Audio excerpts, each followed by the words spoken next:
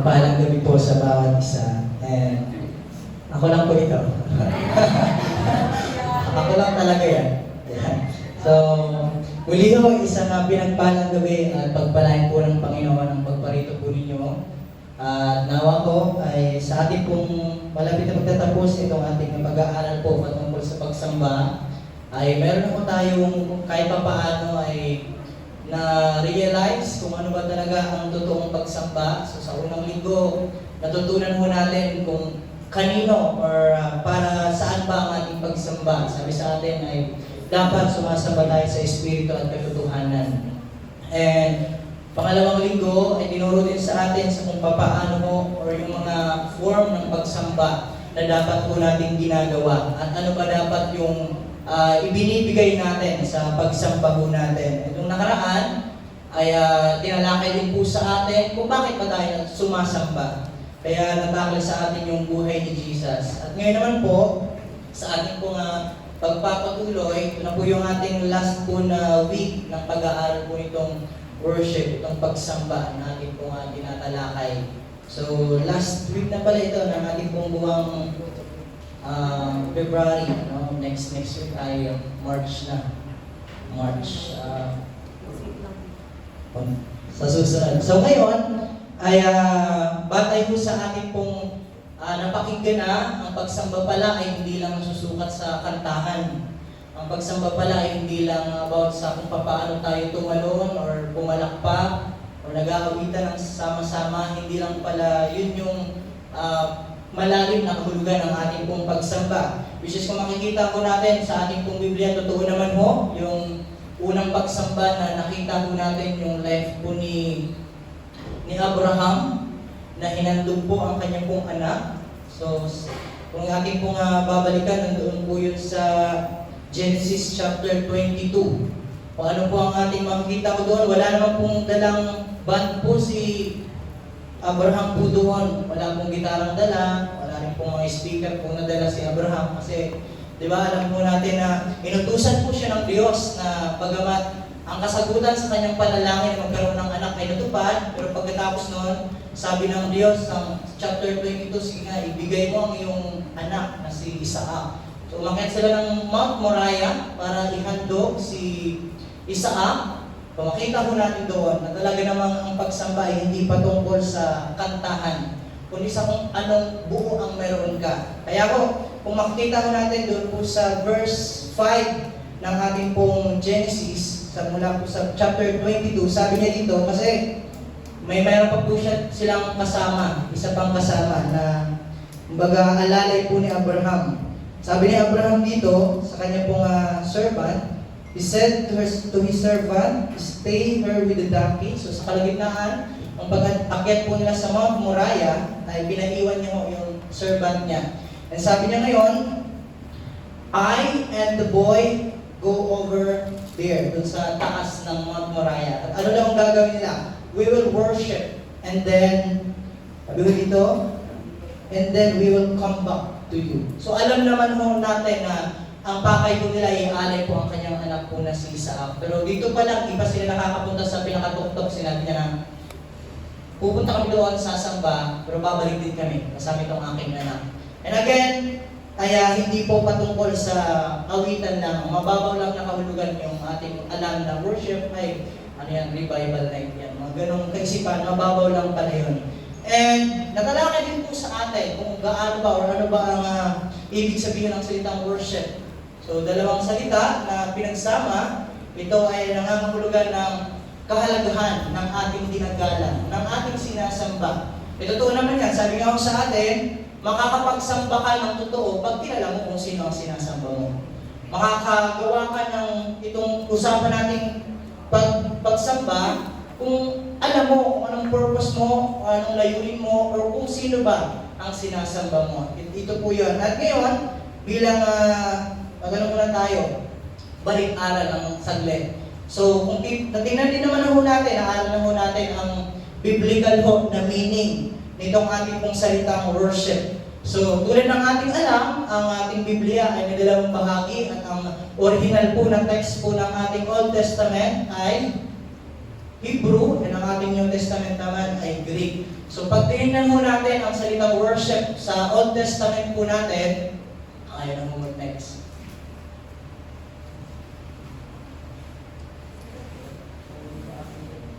Oo, ayaw na. Pa-next na lang ho. Pag tinignan mo natin ang salitang worship po dito sa ating pong lumang tipan, ito po yung nangangahulugan po ng Shaha. Ayan, pa-next po para makita rin mo nila. Laghang. O, Shaha. O, antayin mo natin para makita niya rin mo. O, wala pa rin. O, sige. Nang ibig sabihin po ng salitang Shaha, again, ito po ay Hebrew word kasi po nasa Old Testament po tayo. Pag tinignan mo natin yan, Shaha, ibig sabihin to bow down. Physical na pag-bow down na talagang ang kanilang pong mukha ay nakalapat po sa sahig. Ganun po ang ibig sabihin itong ng salitang worship in Hebrew po. Talagang ang kanilang mukha, again, nakadapa po sa lupa. And kung titignan naman po natin sa Greek po na salita, ang salitang worship, ito naman po ay nagsasabing proskeneo. Na ang ibig sabihin naman, to encounter God. To encounter God, to praise or to exalt God. Ngayon, isa sa ating makikita pagdating po ng ating bagong tipan, ito pong sa mga gawa. Kung makikita ko natin, kung mapapansin po natin doon, naranasan po nila o na-encounter po nila ang banal na Espiritu ng Diyos ay nung nagsamba po sila. Ibig sabihin, hindi na unang bumaba ang banal na Espiritu, kaya sila sumamba. Sumamba sila, kaya may naranasan nila, na-encounter nila ang banal na Espiritu po ng Diyos. And ngayon, titingnan din po natin sa gabi pong ito. Sa kwentong napili ko, ipapakita ko po sa inyo ang dalawang uri ng pagsamba. Ang genuine na pagsamba, at syempre ang hindi totoong pagsamba. Mula po yan sa aklat po natin mula sa Matthew 2. So, di ko na nilagay lahat. Talagaan po yan, verse 1 hanggang 12 po ang kwento niya. Pero pinili ko lang po para mabawas-bawasan. Mula sa verse 7, yan po ay mula sa kapanganakan po ni Jesus. Sige po, basahin po natin mula sa verse 7 hanggang 12 po ito. 1, 2, 3, go! Herod called the Magi secretly, found from them the exact time the star had appeared. Sent them to Bethlehem and said, go and search carefully for the child. As soon as you find him, report to me so that I too may go and worship him. Verse 9.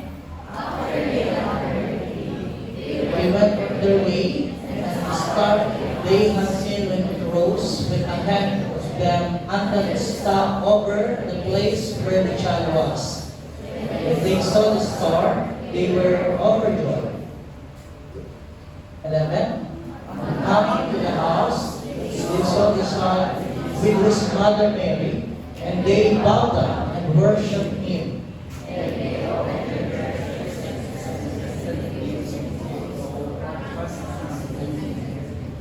And having been warned and agreeing not to go back to Herod, they returned to their country by another road. So sa Tagalog naman, para mas maunawaan po natin, ang ugatin nito, paligid na pinatawag ni Herodes ang mga pantas at tinusisa kung kailan lumitaw ang bituin. Pagkatapos, sila ay pinapunta niya sa Bethlehem at ganito ang bilin. Hanapin ninyong mabuti ang sanggol. Kapag natagpuan niyo siya, ipagbigay alam agad niya sa akin upang ako man ay pumunta roon at sumamba rin sa kanya.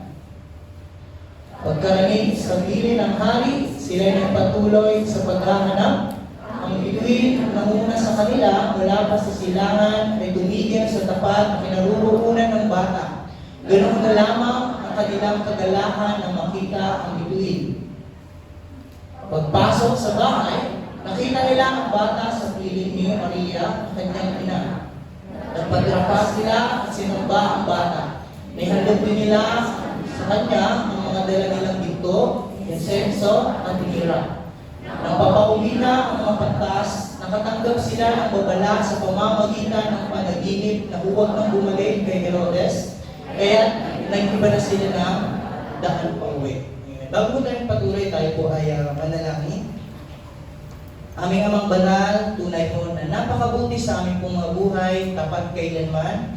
Pinupuri, pinadakila, pinapasalamatan ka po namin sa gabi pong ito mula sa pamamagitan ng aming pong pag-awit, sa aming pong pagbibigay ng kapurihan sa inyo, at ganoon din sa aming panalangin. At ngayon, Panginoon, sa pag-aaral po namin ng iyong mga salita, inaamin po namin, Lord, na kulang po kami sa karunungan, kulang po kami sa pangunawa. Kaya kayo po nagpapakumbaba at humihingi ho ng iyong pong katalinuhan, buhat ng iyong banal na Espiritu Santo.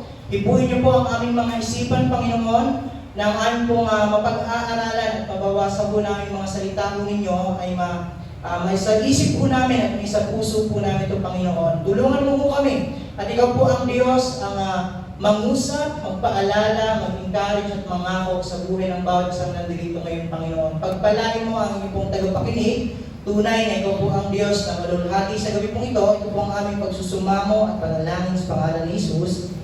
Amen.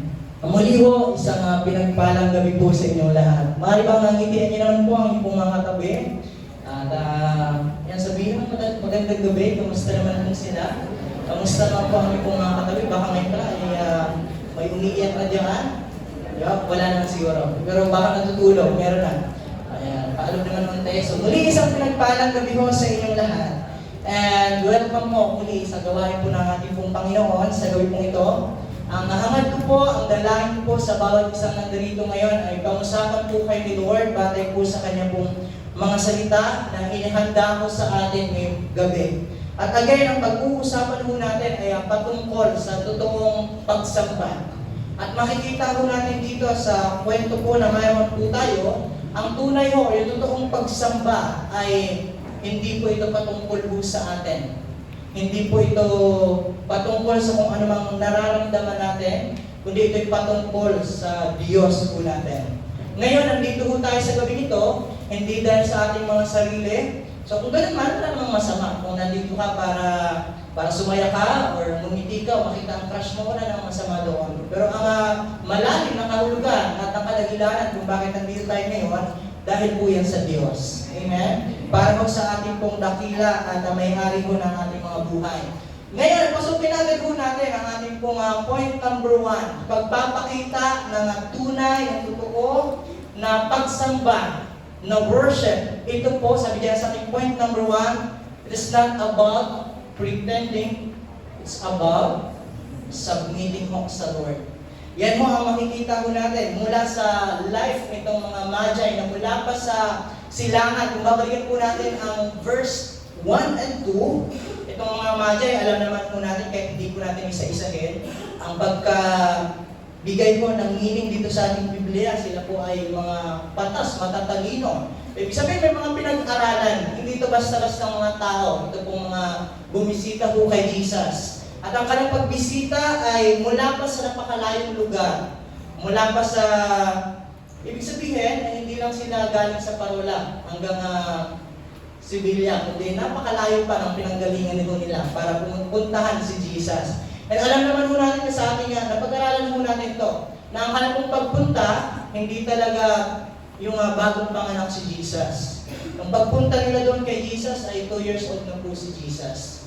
And abot ng 2 years old na, sapat ganun kalayo ang kanilang pong paglalakbay. Malayo po rin yun. 2 years old na po silang makarating po doon sa bahay po nila Jesus, hindi nung pinanganak mismo. And ang kanilang layunin kung bakit po sila pumunta, walang iba, kundi sambahin ang Diyos. Ngayon, bago tayo magpatuloy, tanong niyo sa inyong mga sarili, bakit nandito kayo ngayong gabi? Anong layunin ninyo bakit nandito kayo? Marahil ay sinundo? Or nakasanayan lang na gawin? Or talagang ang puso, pumunta ko ako dito para magsambahin po ang Diyos? Kung atin pong iisipin, ang mga tao ito ay pwede po nilang sabihin, punta tayo kay Jesus para mas makilala natin siya, para may kapit tayo sa Kanya. Kasi alam natin siya daw yung hari. Para pag lumaki siya, ay malakas yung kapit natin kay Jesus. Pero hindi ganun po ang kanila pong layunin kung bakit po sila pumunta. Walang ibang layunin kundi ang sumamba sa Panginoong Hesus. And medyo kung saan mo iisipin o pangkaisipang tao, parang kabaliwan ang gagawin mo nila. Yuyukol sa bata, sila matatalino, may pinag-aralan, may certificate, may diploma ang mga tao ito. Tapos pupunta lang sa bata, doon sa bata na napakalayo, tapos yuyukol at magbibigay ng kanilang mga regalo. At makikita ho natin ang totoong pagsamba ay hindi lang patungkol sa kung ano po ang ating pong makukuha, kundi sa kung sino po ang Diyos. At ang kabaligtaran naman ng hindi totoong pagsamba, syempre, mula lang sa salitang pagsamba. Sinabi nila, napupunta sila sa Bethlehem, kasi alam po natin si Jesus ay pinanganak po sa Bethlehem. Kaya pumunta sila doon. Itong si Herod naman ay sinabi niya, sige, hanapin niyo. Pag makita niyo, sabihan niyo, i-text niyo ako, i-chat niyo ako, para ako rin ay sasamba rin sa kanya. Pero alam mo natin, ito pong kanyang salita, report me, so that I may go and worship Him. Dito pa lang, ay mapapansin mo natin hindi totoo. Kasi diyan pa lang sa point na nandiyan na yung mga magi, pwede na siyang sumama kung totoong sasamba ho siya. Pero bakit nagpaiwan pa siya? Kasi ito'y mula lang sa salita, pero hindi talaga sa gawa. Ang pagsamba, napakadalang sabihin ako'y sasamba. Pero ang gawa mo niya, ang layunin mo niya, ang purpose mo niya, alam mo natin hindi talaga. Para makita itong si Baby Jesus na ito, at pag nakita niya, hindi talaga para sambahin, para patayin. Kasi si Herod ho, para makita ho natin ang background kung bakit gusto niya makita ho si Jesus. Sinasabi ho dito, sabi niya sa salita niya, sasamba ko, pero ang totoo talaga, hindi po siya sasamba. Ang layunin niya kung bakit niya sinabi yan, kasi ito po ang katangian na meron po siya. Tingnan mo natin kung anong katangian po na meron siya. Siya po ay great talaga ng mga napakadakila rin hari ito po si Herodes that time. And siya po ay napakayaman. Kilala and gifted din po ito siya. Ito po nga tao pong ito. And ganoon pa man, siya po ay gahaman sa kapangyarihan. Alam niyo ho, maging ang kanyang pong asawa, mga anak, ay pinapapatay po niya. Kasi ayaw niya na baka ang mga taong ito ay pumalit sa aking pinakatayuan. So, kahit pamilya mo niya, pinapatay niya po, pinapapatay niya. Ganun po siya kagahaman sa kapangyarihan na kanya pong maagaw ang kanyang pinakaupuan. Kaya naman, pagpapatunay na ito pong sinabi niya, sabihin niyo sa akin para ako rin ay sumamba, hindi mo talaga sasamba itong si Herodes. Kundi pag nakita niya, patay ka sa akin. Wala kang saysay para mabuhay. Kaya naman, alam niyo, pag inaral po ninyo itong background po nila, ang mga tao lang po sa lugar po sa Bethlehem ay around 1,500. At ang mga baby dyan are 1 hanggang 2 years old. Mula sa kapanganakan hanggang sa 2 years old ay 20 na mga baby lang. Ang nag-iedad na 1 hanggang 2. Alam niyo, pinapatay niya po iyon kasi ayaw niya. Kasi binalita na ang magiging hari sa Israel ay pinanganak na, kaya naman pinapatay niya po yun lahat. Pero makita natin si Jesus ay hindi.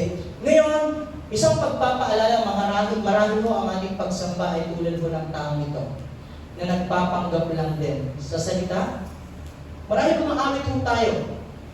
Marahil ay binabanggit natin ang mga lyrics na nakikita po natin. Pero paano naman? Paano naman pagpababa na lang po. Paano naman ho pag wala na ho tayong mga kagamitan? Paano po pag wala na ho tayong PowerPoint? Makakasamba pa rin po ba tayo sa Panginoon? Itong si Herodes ho ay sinabi niya rin naman na ako'y sasamba sa Panginoon. Pero ito po'y hindi totoo. Hindi totoong pagsamba ang kanya pong binabanggit. Kaya naman sabi diyan, bagaman sinabi niya, sabihin niyo sa akin kasi sasamba rin ako. Saan ba yung may simba ngayon? Anong oras ba yung simba para pupunta rin ako? Pero hindi po talaga. Kaya sinasabi niya lang, pero talagang ang totoo ay para lang sa kanyang sarili, ang kanyang layunin. Kung bakit niya gustong hanapin po si Jesus. Ngayon sa gabing ito, ang pagparito ba natin ay para talagang bigyan ng pagsamba, pagpupuri ang ating pong Panginoon o para ma-feel up ulit natin yung saya, makapag-express po ng kalungkutan na ating pong nararamdaman. Wala akong masama po doon, Pero dapat ang pinaka-number 1, walang iba kundi para bigyan ng pagpupuri ko ang ating pong Panginoon. Kaya nga sabi diyan, ang totoong pagsamba ho, itong sinasabi ko natin, nagre-require po yan nung totoong kaninang pinag-usapan po natin na biblical mo na kahulugan. Yung physical, talaga nakita ko natin, nagbabow kay Jesus. And ito pong si Herodes, bagamat sinabi niya, sabi nga natin, pwede namang sumama na siya agad doon, nung nandoon ang mga magi, pero hindi naman talaga. Kasi pagpapakita ko na hindi tayo totoong makakapagsamba sa Diyos habang hindi natin binibitawan kung ano po ang meron po tayo. Uulitin ko po, hindi ko tayo makakapagsamba ng totoo habang hindi po natin binibitawan kung ano po ang meron tayo. Maaaring sinasabi po natin, sumamba naman ako sa salita. Pero ano naman yung pinapabitawan sa atin? Ito si Herodes, hindi niya po binitawan ang kanya pong throne. Bakit po hindi agad siya sumama? Kasi nga, nandun ang pagbabantay niya sa kanya pong pinamumunuan. Nandun po ang kanya pong pag-alalay doon po sa kanya pong pinakahagian. Kaya naman, isa pang pagpapatunay ngayong gabi, Felix, meron palang pagsambang hindi totoo. Totoo. Meron pong pagsambang hindi po totoo. Kaya naman, tingnan ho natin itong pagpapatunay ho, maging sa sumunod ho nung lumaki na po si Jesus. Kahit anong lumawak na ang ministry po ni Jesus, maraming taong nagsasabi by words na sumasamba sila. Pero alam niyo ho, alam ng Diyos ang katotohanan kung ang ating pagsamba ay totoo o hindi.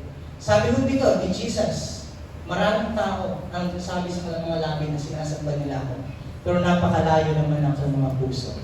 Sabi niya, may Pinay version din pa akong pinabigyan. Basahin natin sa Pinay version po. Anong sabi diyan? Nasabi ng mga tao na ginaganan nila ako, pero malayo naman ang heart nila sa akin. Okay? Walang kwenta ang pagsamba nila sa akin. Kasi tinuturo na galing sa Diyos yung mga utos na gawa-gawa lang nila. Ngayon, pinapatunayan sa atin may pagsambang hindi totoo. May pagsamba, marami sa atin ay ganun din po tayo. Check na lang natin ang ating pong mga sarili. Huwag na natin tingnan ang ating pong mga katabi. Marami, kumanta ka kanina. Marami sa mga worship night natin, ikaw ginamang kumakanta ka, sumisigaw ka, pumapalakpa ka. Pero, kamusta naman ang puso natin? So, ibig sabihin, ang ating mga puso, ang tinitingnan po ng Diyos sa pagsamba, hindi mo ang ating pong pinapakita na outwardly na ating pong mga buhay. And makikita po natin, pupunta pa tayo ng ating pong lumang tipan, may pagsamba, may oring pagsamba rin yung paghahandog po nila na hindi kinalugdan mo ng Diyos. Pauna-una na yung magkapatid na naghandog po sila. Same naman po sila naghandog. Nag-offer po sila sa Lord, magpapakita na kala pong pagsamba sa Diyos. Pero nakita ko natin may isang kinalugdan at may isang hindi. Which is sabi niya si Abel na nag-offer sa kay Lord na kanyang yung kalugod-lugod, yung buhay. Yun yung pinag-aralan mo natin, yung may dugo. Kaya naman, kinalugdan mo ng Diyos. At yung kapatid niya naman na si Cain, na ang hinandog ay hindi buhay, hindi mo kinalugdan po ng Diyos. Ang kay Cain, yung kay Abel, totoong pagsamba, at yung kay Cain naman, yung hindi totoong pagsamba. At ano ba ang ginagawa ng Diyos ang hindi totoong pagsamba? Hindi niya mo tinatanggap at baka marahil ay mawala lang tayo ng saysay yung mga ginagawa ko natin. So, kahit tignan mo natin yung anak po ni Aaron, which is yung mga Levites, yung hari, iba na naghandog din naman po sila, magpapakita ng kanilang pagsamba. Pero anong ginawa sa kanilang Diyos dahil hindi kalugod-lugod ang pagsamba nila sa Diyos? Ano ang nangyari po sa kanila? Namatay po sila. Kasi ang kanilang pong hinalay na apoy sa paghanda, sa pagsamba, ay kung ano ang gusto nila. Ay, ito ang gusto namin. Parang magandang apoy ito na ang handog natin. Pero hindi yung gusto po ng Diyos. Kaya, si Nadab at si Abihu na anak po ni Aaron, dalawang naglilingkod po ito, namatay po sila. Sila po ang nasunog sa apoy na kanilang hinandog. Pagpapatunay na ang pagsamba po natin ay hindi patungkol sa kung ano ang gusto lang natin. Ito ay patungkol sa kung ano ang gusto ng Diyos na gawin mo natin. Amen?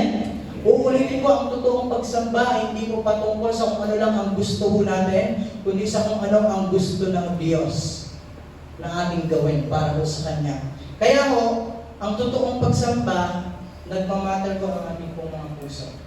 Tulad nito nga si Helen po, great! Talaga naman, napakalakas, mataas. Sabihin na po natin, o salita tayo dun sa mga ministry workers. Sabihin natin na tayo talaga, nandiyan tayo lagi sa ministry. Nagpapakita sa lahat ng gawain. Napakagaling natin sa mga ginagawa ko natin, sa mga ministry na mayroon po tayo, napakahusay po natin. Pero kamusta naman ang heart po natin habang ginagawa natin ang mga bagay po na iyon? Kasi si Lord, hindi po siya after doon sa ginagawa po natin, but after so doon sa nilalaman ng puso po natin. Kaya pakibasa po natin to. 1, 2, 3, go! Worship is about what's on the outside, but what's on the inside. May you look great to others, but only God sees the heart. Jesus doesn't want your positions, He wants your heart. Yan po ang gusto ni Lord sa pagsamba mo natin. Okay, sumigaw ka kanina, pumalakpa ka, tumalon-talon ka pa, naiya ka pa, sumigaw ka pa sa panalangin mo. Pero kamusta naman talaga ang totoong puso? Kasi napakabilis lang naman magsigaw. Umawit kasi may mabasa kang mga lyrics dyan. Diba? Kasi nakita mo lahat ay umaawit. Sabi nga ko dito tulad mo ni Herodes ay great. Marahil na ang nagpapakita ho natin sa iba, napakahusay ho natin. Pero si Lord ang pinitingnan niya ho, ang totoong puso sa pagharap po natin sa Kanya. Kaya ho sa ating pong pagpapatuloy, si Jesus, hindi ho siya na-impress sa ating pong mga pagpapakita. O saan mga kasugutan mo natin, sa mga ministry natin, mula hapon hanggang gabi, talaga namang nandiyan ka sa gawain. Pero ang puso mo naman ay hindi totoo, wala po yung kay Lord. Hindi po na-impress po doon si Lord. Worship is not about pretending, but about submitting our whole souls sa katotohanan before God. Yan po ang totoo. Kaya nga kung babalikan mo natin ang pinakaunang verse na ating pong pinag-aralan, kung napansin niyo doon po sa John 4, ang hinahanap ni Lord ang totoong worshiper. Totoong worshiper. At yan sa verse na yan, 3 beses na binanggit yung worshiper na hinahanap po ni Lord. Yung totoo. Uulitin mo natin yung totoo. Hindi ko nagpipretend lang. Hindi lang about sa pinapakita outward, but yung totoong pagpapakita ng pagsamba. Yan ay nagmumula sa ating pong mga puso. Kaya sabihin din sa katabi mo, maging totoo ka na. Maging totoo ka na sa iyong pagsamba sa Panginoon. O huwag mo nang, ayaw yung iba, pansinin ka man nila o hindi. Bahala sila. Pansinin ka man nila na pupunta ka o hindi. Basta tayo pupunta. Dahil alam po natin kung sino ang ating sasambahin. Kaya ngayon, Felix, paano po ba natin mag-check ang ating pong mga sarili na masasabi po natin, nagpipretend lang po tayo. Ito ho yun. Masasabi po natin, nagpipretend lang tayo sa ating pagsasamba. Pag ang ating hinahanap kung bakit tayo pumupunta kasi gusto kong sumaya lang. Kasi gusto ko na mapansin ako ng tao doon. Kasi gusto ko, may makita ko doon makakapaggaan naman ang aking nararamdaman sa ngayon. Yan ay hindi totoong pagsamba. Paano kung hindi pansinin sa church? Paano kung pagdating mo doon ay pangit ng tugtugan? At ito ka lang nagsamba? Paano kung ang pagpunta mo doon ay wala ng mga kaibigan mo, absent mga kaibigan mo? Totoo ka pa rin ba makapagsamba sa Diyos? Kaya, again, pag ang ating pakiramdam at ang ating pong pagpunta ay patungkol o iniisip natin ay patungkol sa ating pong mga sarili, hindi yan ang totoong pagsamba. At sabi diyan, kung gano'n yung ginagawa ho natin, tayo ang lugi. Hindi ang Diyos. Again, kung ang pagpunta natin dito ay patungkol lang sa kaisipan natin pa sarili, tayo ang lugi. Hindi po ang Diyos. Kaya nga ako, ito pong mga madya, hindi nila inisip, mga matataas kami tao, may mga pinag-aaral kami, may tinapos kami, may diploma ako, may trabaho, napakaganda. Ano po, nag-aaral ako ng mga stars, ganito kami katalino ng mga tao. Pero hindi mo gano'n ang kanang mindset sa kanang pagpunta. At ang napakalayuwag pa po ng kanang pinanggalingan. Ikaw, saan ka galing? Bago ka pumunta mo dito? Sa Islam o sa isang Sa Islam din ba ito? Sa Islam pala yun. Sa parola, napakalapit lang ng pinanggalangan po natin. Pero sa ating pagpunta, gaano kayo kalapit o gaano kayo kalayo, totoo po ba ang ating pong pagpunta? Sabi ko dito, yes. Opo. Pwede ko natin ipapansin sa iba ang ating pong mga katayuan. No? We can be great sa ating pong kasukutan, sa ating pong pag-awit, sa ating pong pagtugtog, sa ating pong pag-ministry. Pwede ko natin ipakita yan sa tao. Palakpakan tayo ng mga tao kasi talaga naman. Pero ang katotohanan, sabi diyan, kung anong pinapakita mo kagandahan sa panlabas, kagalingan sa panlabas, dapat ganoon din po sa puso. Kasi kung hindi ganoon, tayo ang talo. Diyan, you're not pretty as you are on the outside. Dapat, ang totoo, kung anong pinapakita mo natin, kung maganda ng labas, itudo natin sa panloob. Amen? Amen. Hindi lang panlabas. Kasi hindi naman si Lord doon tumitimbang. At si Herodes, ganun po ang kanyang pananaw. Diba? Kasi king po siya. Pero sa totoo lang, hindi naman naiinggit po si Jesus. Nabuhay si Jesus kasi ang purpose niya agawin ang trono ni Herodes. Hindi naman po ganun. Hindi po ganun ang layunin ni Jesus kung bakit siya nabubuhay. Ang gusto ng Diyos ay ang puso ni Herodes. Hindi ang kanyang pong kalagayan na great, talino, namumuno, malakas. Hindi po yun ang gusto ni Jesus. At tayo ngayong gabi, ito ang sinasabi ko natin si Jesus. Si Jesus, hindi po siya after sa pera na meron po kayo.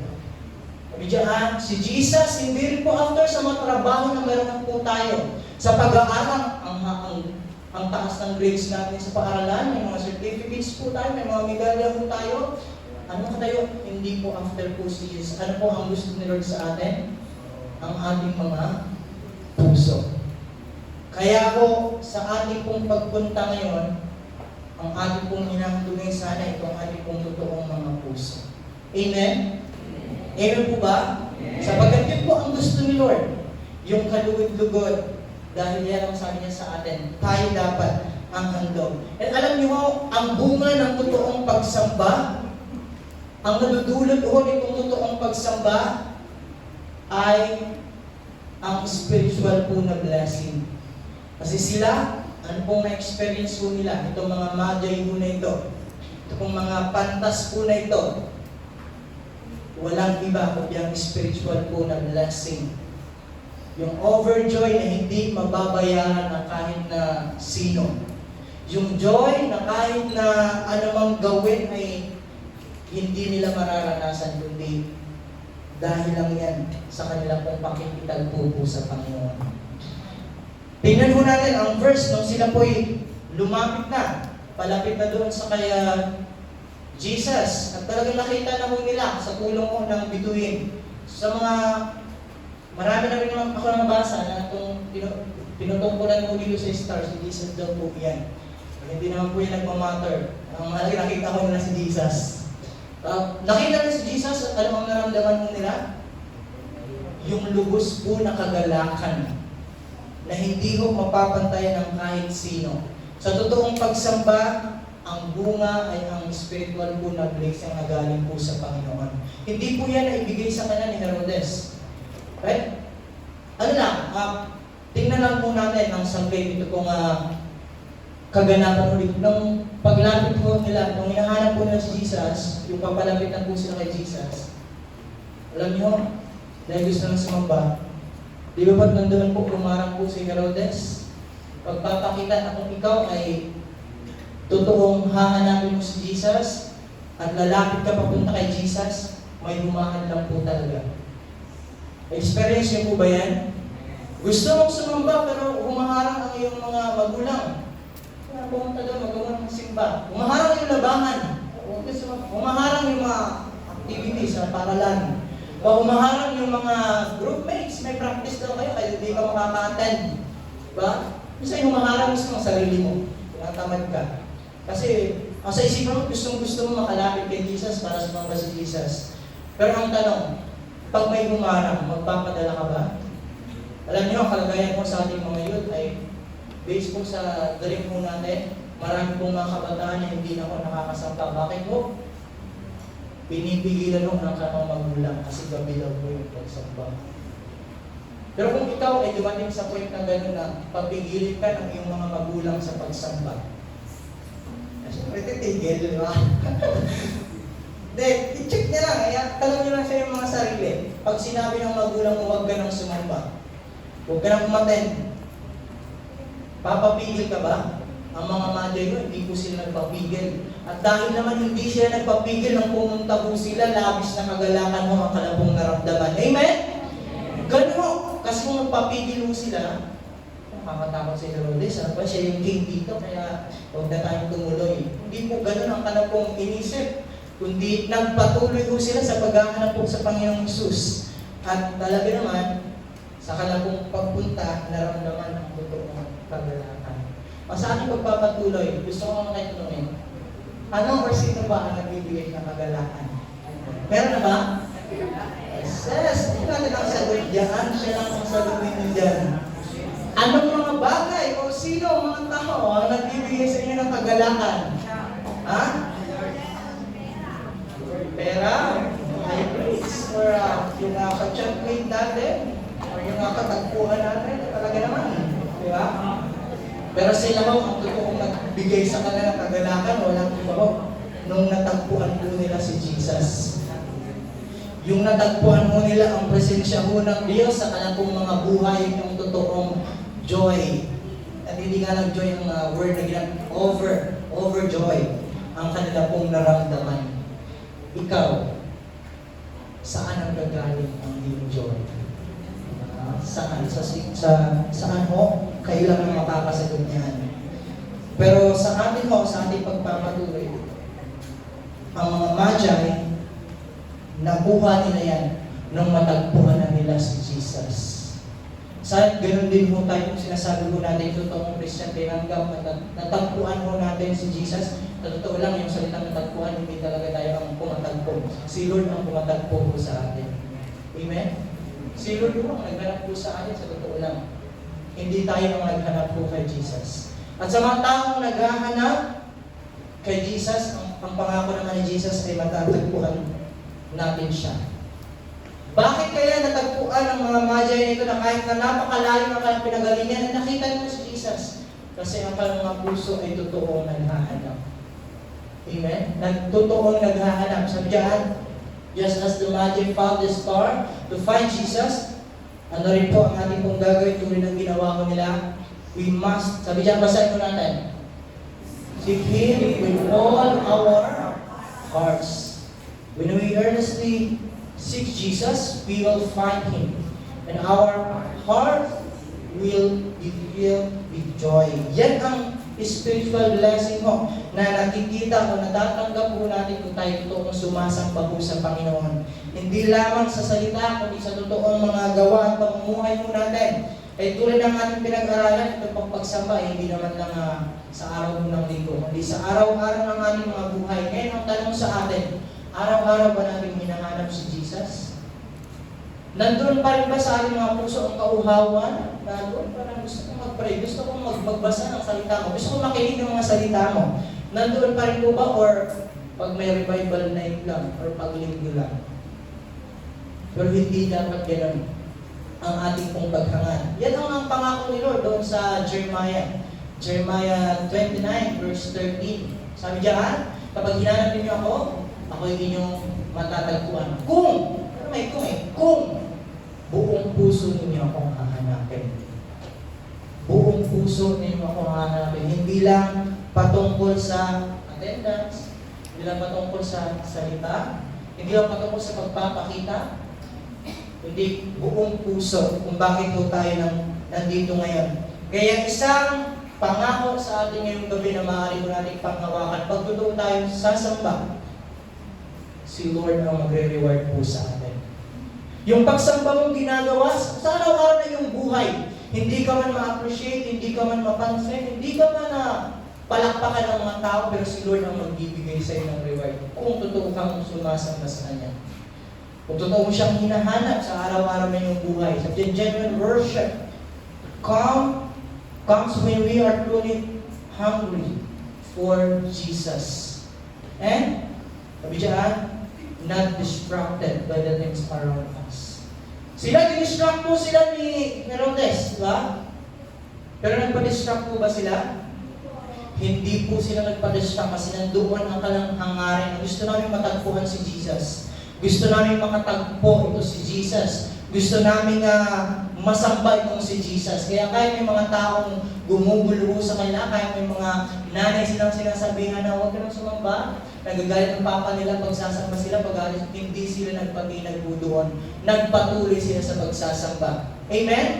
Kaya kung tayo man ay makaranas ng ganun, kung may mga kakilala kayo, kaibigan kayong nagpa-distract kasi tinakot ng kanang magulang, doon ka na, dalhin mo na yung mga damit mo doon. Diba?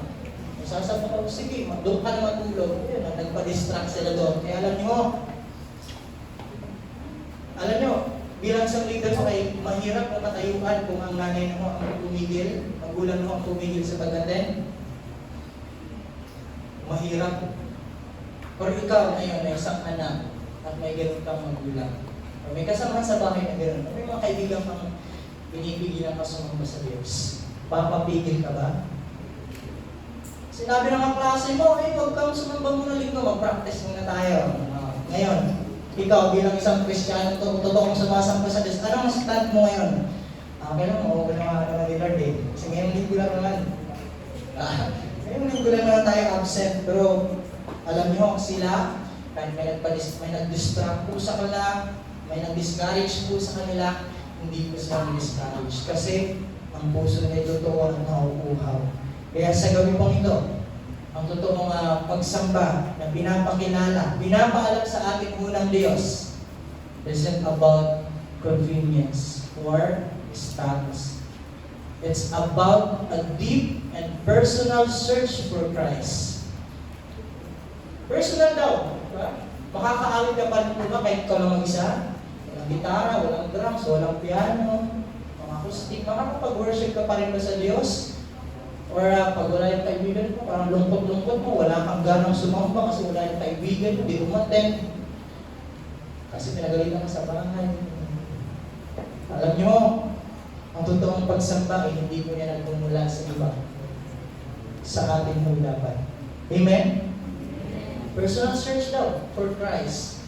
Kaya pangako naman sa atin, when we pursue sa kay Jesus, sa ating paghahanap, sa ating pagsamba, ang kagalakan ay ibibigay mo sa atin. Kahit pa pinagalitan ka sa bahay kasi pinilit mong umatin ka. Pero alam niyo, sabi ni Lord, pag yun yung ginawa mo, ang pangako niya ay kapayapaan at kagalakan na mararamdaman mo ninyo. Experience niyo po ba yun? Kahit nasa bahay, magulo, mama mo at papa mo nag-aaway, at daming pagkukulang sa bahay, pinapagalitan ka pa, pero kung sumamba ka, umawit ka sa Lord, nakinig ka ng mabuti ng salita, pag uwi mo, ay walang problema. Kasi naramdaman mo yung presensya ng Diyos sa buhay mo. Kasi totoo kang pumunta kahit may naman lang sa'yo. Sana ganun din mo tayo sa ating pong pagpapatuloy. And, ano pa po ang makikita mo natin batay sa kwento na meron mo tayo?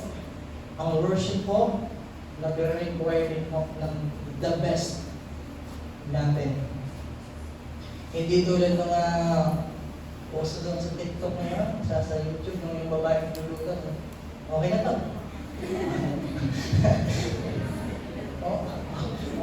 Ayos ito. Hindi na po yung gusto lang yun. Yung the best dapat. Yung the best. Diba? Yan naman yung mga naunang na pag-aralan din. Sabi sa atin, yung best, yung kaluluwa, hindi pilay. Diba? Yun yung requirement ni Lord. Hindi may kulang. Pero alam niyo, baka di nyo alam, sasabihin ko po sa inyo, ang ating pong pagsamba tuwing may gawain, lagi kong kulang. Bakit po? Lagi ko tayong late. Uulitin ko, kulang mo ang pagsamba mo natin kasi lagi ko tayong late. At sabi Lord, ayaw niya ng pilay. Pinilayan natin ng 5 minutes. Pinilayan natin ng 10 minutes. minsan ay 30 minutes pala, pila yung ating pagsamba. At sabi sa atin, ng ating Leviticus chapter 1, verse 3, dapat walang kapintasan. Pero sa atin, ang alam nyo ang ating pagpunta ngayon, sa lahat ng gawain, umaga man, hapon man, tanghali man, gabi man, laging pilay ang ating pagsamba. Kasi, lagi tayong late. Kaya ngayon, kung kilala mo ang Diyos na sinasamba mo na ayaw nilang may kapintasan, pipintasan mo ba ang pagsamba mo? Siyempre hindi, kasi magiging walang saysay yung pag ginagawa mo. Kasi ayaw ni Lord ng ganong pagsamba, yung may kapintasan. Kaya ko, sisikapin mo natin, bilang application mo natin ang Lord, ayaw niya pa lang ng may kapintasan ng pagsamba. Ipakita natin kahit sa oras po natin. Sinabi ko nga ako sa ating pong discipleship nung pinag-aralan ko po sa Day 1 po namin subject, meron pong part ng pagsamba ginagawa po natin sa church. Dapat, kung gusto mo maging complete at walang kapintasan ng iyong pagsamba, dapat nandun ka ng opening prayer. Nandun ka ng worship, nandun ka ng word, ng preaching, nandun ka ng paghandog, at nandun ka ng closing prayer. Alam niyo, pilay ang pagsamba natin. Wala mo tayo sa opening prayer. Minsan wala mo tayo sa worship. Word na mo tayo nakakarating. O sige, sabihin natin, nandun ka ng opening prayer, nandun ka ng worship, nandun, hindi ka nakikinig ng mabuti, patayo-tayo pa, kausap-kausap, bento-bento ka, cellphone ka, wala rin.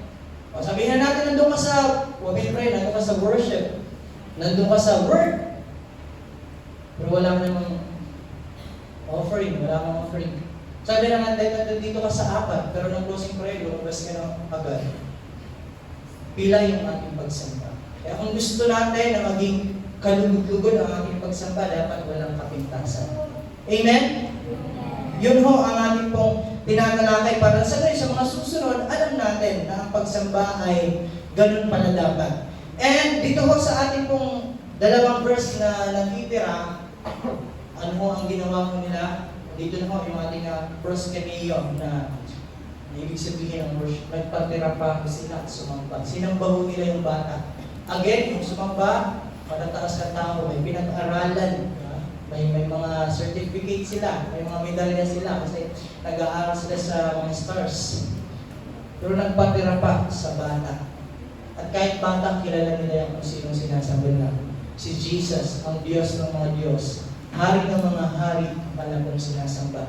At ngayong gabi, sana ganoon din ang ating pananaw kung bakit tayo pumupunta, na kahit may humahadlang, kahit na hindi magandang nararamdaman mo natin, kasi alam natin kung sino ang sinasamba mo natin. Walang iba kundi ang ating pong Panginoon na nasa langit, na nagbigay ng kaligtasan po sa ating mga buhay. Amen? Amen. Anong ginawa?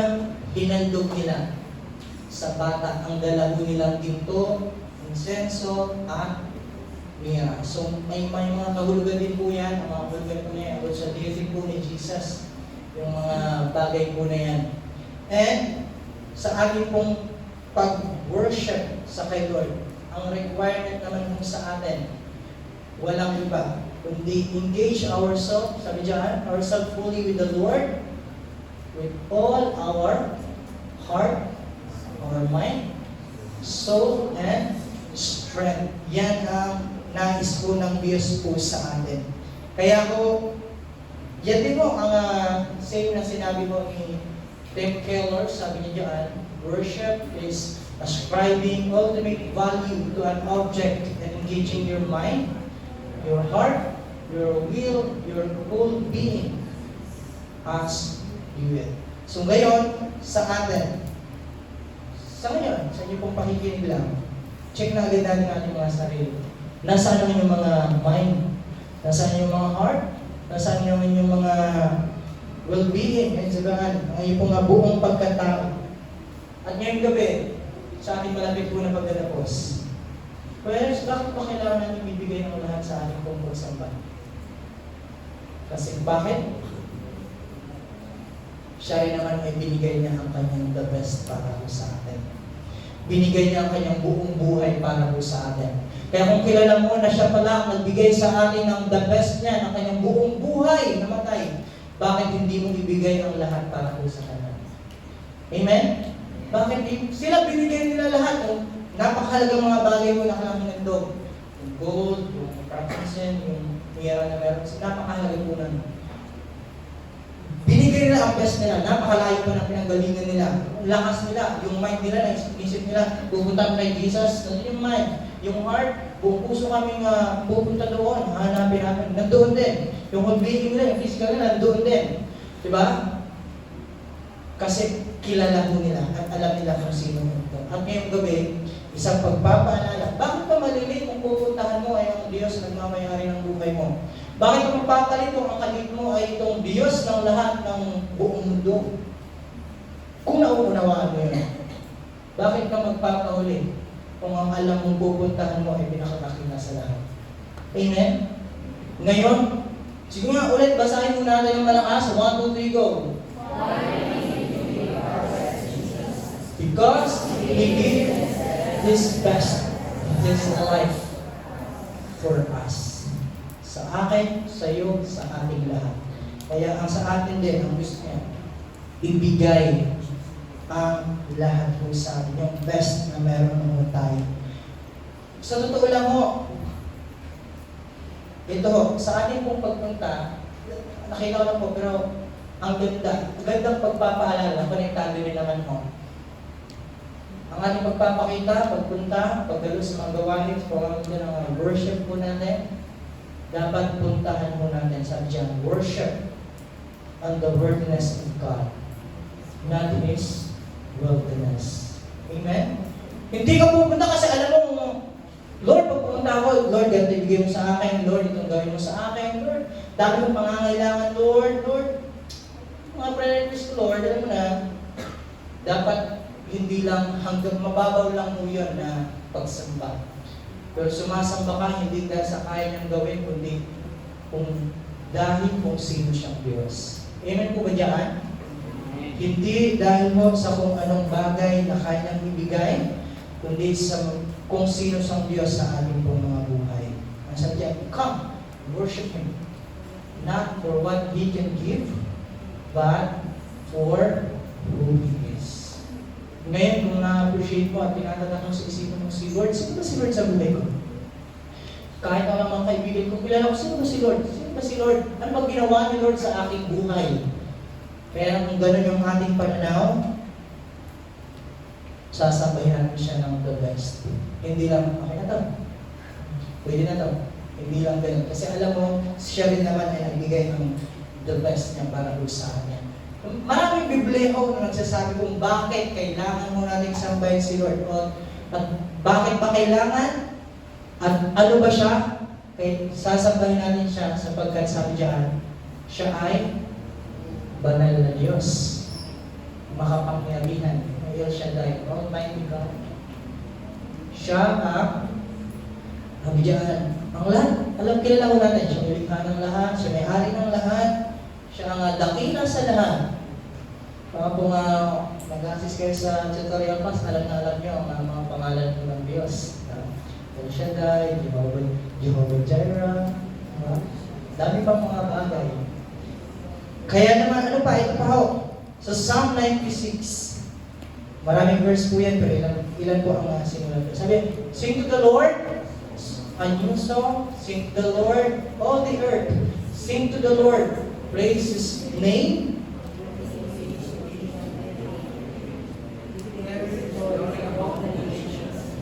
His marvelous deeds among all people. Bakit?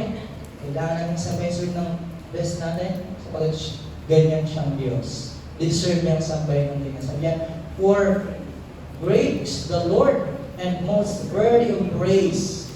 He is to be heard above all gods. For all the gods and the nations are idols, but the Lord made the heavens. Splendor and majesty are before Him. Strength and glory are in His sanctuary. So yan ang Diyos kung bakit mo natin kailangan ko siyang sabi. Pagpatuloy natin, verse 7. Ascribe to the Lord all the families of nations. Ascribe to the Lord glory and strength. Ascribe to the Lord the glory due His name. Bring an offering and come into His courts. Worship the Lord, the splendor of His holiness. Tremble before Him, all the earth. Yan nga ang requirement mo sa atin ng Diyos. Kaya mo, tulad din mo nung sinabi ko ni Pastor Peter Tanshi kung bakit daw kailangan na isampay si Lord. So, sabi ko niya, pakibasa mo natin. Worship is the proper response to who God is, what He has done, and what He continues to do. Kaya bakit mo natin siya kailangan sampay? Kasi kung sino siyang Diyos. Sa madaling salita, hindi tayo magkakaroon ng kagalakan sambahin siya kasi hindi natin siya kilala. Wala yung kaganaganang sambahin siya kasi wala lang tayong relasyon sa Kanya. At hindi natin ma-appreciate ang kanyang mga ginawa at ginagawa sa ating pong mga buhay. Pero kung appreciate mo yun, sasamba ka ng the best path. Yung tipong hindi ka malilate sa gawain ng pagsamba sa Diyos. Ba yung talaga namang Merkulis pa lang, ay hinanda mo na yung kasubutan mo sa pagsamba, sa linggo. Diba? Walang yung nais ibigay, Monday pa lang, ay hinanda mo na. Tapos ng mga linggo, gano'n. Kasi gusto mo, Lord, ibibigay ko ang the best ko para sa'yo. Kasi ikaw ang Diyos ko, nagmamayari ng buhay ko. At ikaw ang Diyos ang maraming ginawang mabuti sa aking buhay. At ano, ito, pansin lang po natin, sa paglapit mo natin sa Diyos, napakadali lang naman. No? Ito po, sabi dyan ng regulation, pagdagdag kung bakit kailangan mo natin sabay. Mag-is Jesus o yung kalangitan ay ito po ang gagawin sa Kanya. You are worthy. The Lord God receive glory and honor and power. Pinanta natin yun ng Friday. No? For you created all things, and by your will they were created and have their being. Kaya po, sa ating pong pagpunta, ano ba ang ibibigay ko natin sa Lord? Totoong puso po ba ng pagsamba? Kasi sa totoo lang, sa ating pong paglapit sa Lord, napakabilis lang naman lumapit sa Lord. Pag ang ating binibigay, yung sakit na nararamdaman natin, yung mga prayer request natin, yung pinagdadaanan natin, bilis lang natin pumunta. Sabi dyan. Pero, musta naman? Kaya mo bang ibigay ang treasures na meron ka? Yung kayamanan na meron ka? Again, huwag niyong maliin. Wala namang masama na ibigay natin kay Lord yung ating mga pinagdadaanan, yung sakit, yung hirap, yung pangangailangan natin. Siya naman ang may sabi nun. Pero, kung tayo ay nag-i-improve ng ating pananaw patungkol sa kay Jesus, at matagal-patagal nakikilala natin si Jesus, yung mga basura mo lang ba ang ibibigay sa Kanya? Pero kaya mo nang ibigay mo yung magiging kayamanan na meron ka. Amen? Ay, sasabaw na kasi free ako ngayon eh. Walang trabaho ngayon, pero pag nagtrabaho ko, ang hirap. May gawain kasi sa bahay. Dahil labahan, magluluto, magbabantay ng bahay. Hindi na ang sasabaw ngayon. Diba? Pero, alam mo, gusto rin ng Diyos. Gusto rin ng Diyos na hindi lang ang dinadala natin sa Kanya yung mga problema at sakit na nararamdaman mo natin. Gusto rin mo ng Diyos na maging kung anong buong meron ka, ay ibigay mo rin sa Kanya. Amen? Hindi lang yung sakit na nararamdaman mo. Kaya bang sumamba ba sa mga bagay? Kaya bang ibigay ang mga bagay na pinapabigay sa iyo ng Diyos? Sila po, talaga naman ang binigay po nila ay yung mga dakilang bagay, kapag mga sarili mismo. Sa atin po, again, nagnanais din po ang Diyos po sa atin. Hindi lamang ang mga problema at mga sakit at mga pangangailangan natin ang gusto niyang matanggap. Gusto rin po na matanggap ng Diyos yung the best para po sa atin. Amen? Yung best po natin ay gusto rin pong ibigay ni Lord. Kaya, ano pong application mo natin? Pakibasa itong nasa baba. Allowing access not only to the areas of our lives where we are hurting, but also in the areas where we are succeeding. Hindi lang yung panahon na tayo nasasaktan and down na down. Pero musta naman doon sa mga tagumpay na meron po tayo? Kaya po ba natin ibigay po sa Panginoon? Sa ating pong magpapatuloy, sabi ko dyan, it's easy to bring God our pain, our struggles, but dyan, true worship also means surrendering our achievements, our wealth, our lives. It also wants us, surrendering our success, our pleasures, and our lives to Him. Yan ang nais po ng Diyos po sa atin. Kaya po ba natin ibigay po yan? And alam niyo mo, ang pangako po ng Diyos, batay ko dito sa ating pong verse, ating verse 12, ito ho, sila binigay po nila ang best po nila. Binigay po nila ang pinakamahalaga po sa kanila. At alam niyo, hindi yung binaliwala po ng Diyos. Kaya po, sa gabi ito, magpapaalala mo sa atin pag binibigay mo ang the best mo para kay Lord.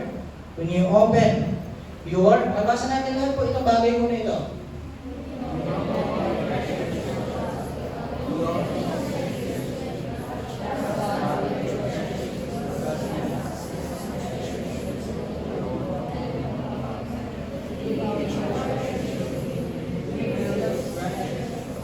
Amen? Ang sabi po ni Vlad si shock. Some shock. Diba? Kung ikaw binibigay mo ang best mo para kay Lord, mas lalong the best ang ibibigay sa iyo ni Lord. Amen? Hindi ka mawawalan pag binigay mo ang buo mo kay Lord sa iyong pagsamba. Sila binigay po nila ang lahat. Kaya ano ang natanggap pa po nila? Ito po ang natanggap po nila sa verse 12 po natin. Binigay nila ang lahat. At anong binigay po sa kanila ni Lord? Yung kaligtasan ang binigay sa kanila ni Lord. Sabi dyan, pauwi. Pagtapos ng verse 11, nagbigay sila, nag-offer po sila. At nagsamba po sila. Pagpasok ng verse 12, ng pauwi, ng mga pantas, nakatanggap sila ng babala sa pamamagitan ng panaginip na huwag nang bumalik kay Herodes, kaya nag-iba na sila ng daan pauwi. So anong ibig sabihin po niya? Kayang ibigay ng Diyos ang pagpapalang higit sa iyong iniisip. Ito man ay sa paraan, ito man ay sa protection, direction, supernatural favor, divine connections, or unexpected blessing. Yan ang ibibigay sa iyo, Lord, pag binigay mo ang best mo para sa Kanya. Dahil, sabi diyan, because God is a way of opening windows of blessing to those who open the windows of their hearts to Him. Kaya ano pa po ang ating pong inaantay sa ating pong pagtatapos? Ibigay po natin ang the best po natin kay Lord. Sa mga susunod, ilang application doon na lang sa time na meron tayo. Kaya ba natin ibigay ng buo kay Lord? Amen? Diba, sabi ko na sa inyo kanina, yung kwento mo ni Abraham at ni Isaac, buo ang kanyang binigay. Walang pag-aalinlangan para sa ating Genesis chapter 22. Sinabi, sige, handog mo ang iyong anak. Di na siya nagtanong, bakit Lord? Answer prayer ko ito, ba't kukunin mo agad? Hindi niya ganun buo ang kanyang binigay. And, nakita naman po natin ang blessing, kapalipunan. Naging sindami ng buhangin at stars sa kalangitan ang kanyang pong maling anak. Amen? Ganong pagpapala ang ibinibigay ng Lord sa mga taong buong pusong sumasamba ko sa Kanya. Kaya ho, sa ating pong pagtatapos ngayong gabi, basahin po natin ang last na slide po natin. To worship is about bowing before the King, not just in song, but in every area of life. Let's give our hearts to Him fully and experience the power of genuine worship. Mararanasan natin ang totoong itong kapangyarihan ng worship kung totoo tayong sasamba. Alam mo, kung maalala mo natin yung kwento ni Saul.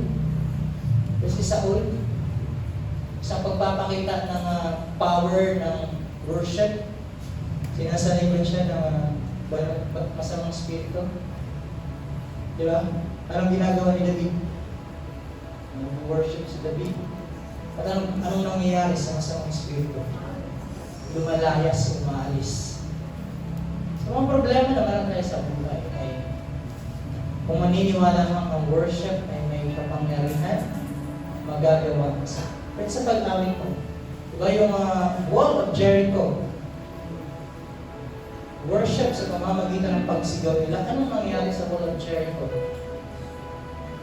Bumagsak po. Bumagsak. Si David,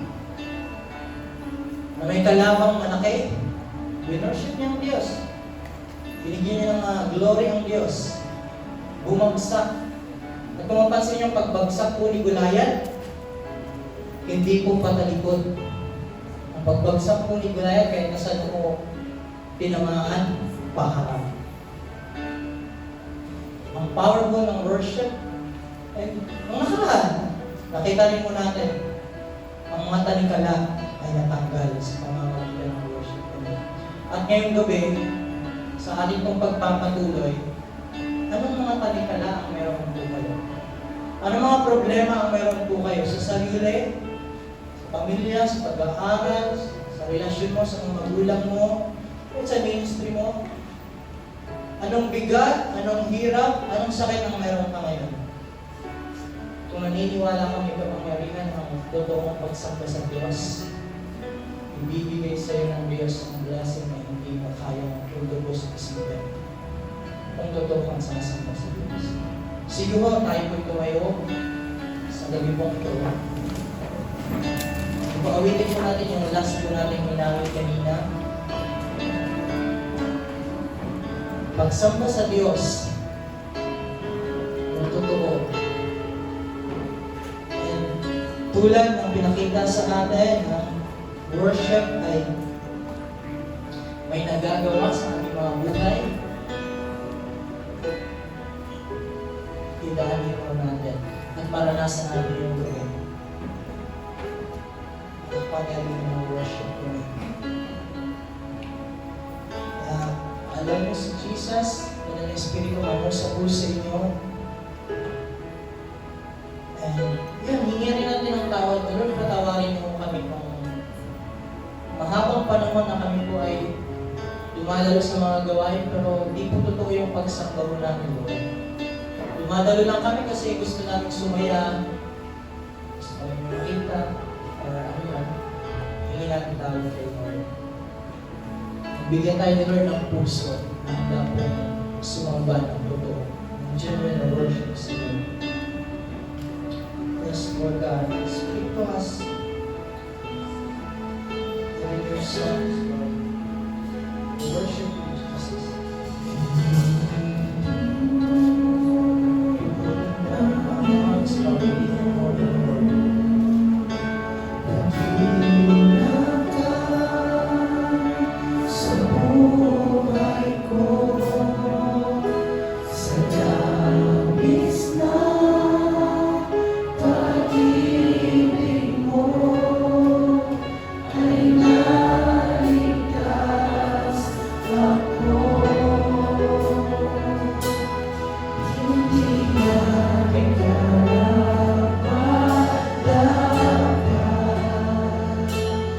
Ay,